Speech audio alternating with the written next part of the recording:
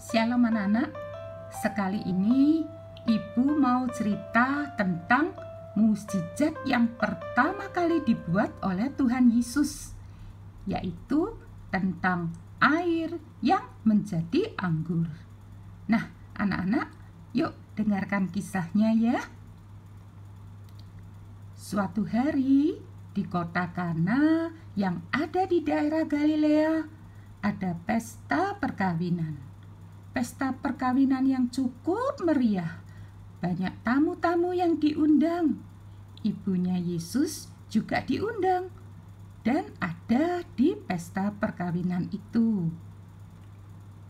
Selain itu, Tuhan Yesus dan murid-muridnya juga diundang. Dan semua dengan sukacita datang ke pesta perkawinan itu. Nah, seperti kebiasaan adat pernikahan zaman itu, semua tamu yang datang mendapat suguhan minuman anggur. Mereka bisa minum sepuasnya. Hari itu ternyata karena tamu yang diundang cukup banyak, akhirnya anggurnya habis. Bayangkan, pesta belum selesai, tetapi anggurnya sudah habis.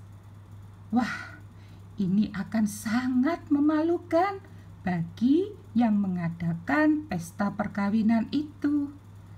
Untung waktu itu Ibu Maria, yaitu ibunya Tuhan Yesus, tahu.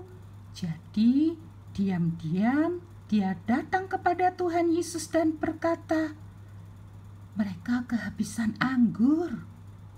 Tetapi Tuhan Yesus menjawab, "Mau apakah engkau daripadaku, Ibu? Saatku belum tiba." Tetapi ibunya Yesus rupanya tahu kalau Tuhan Yesus dapat menolong.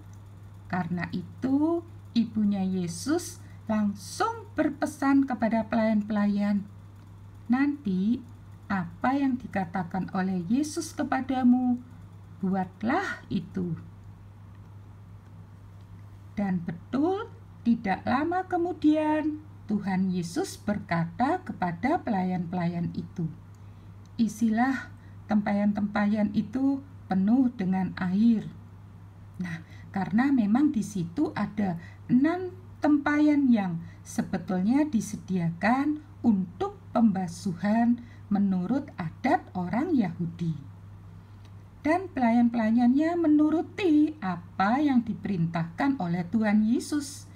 Dan semua tempayannya diisi dengan air sampai penuh.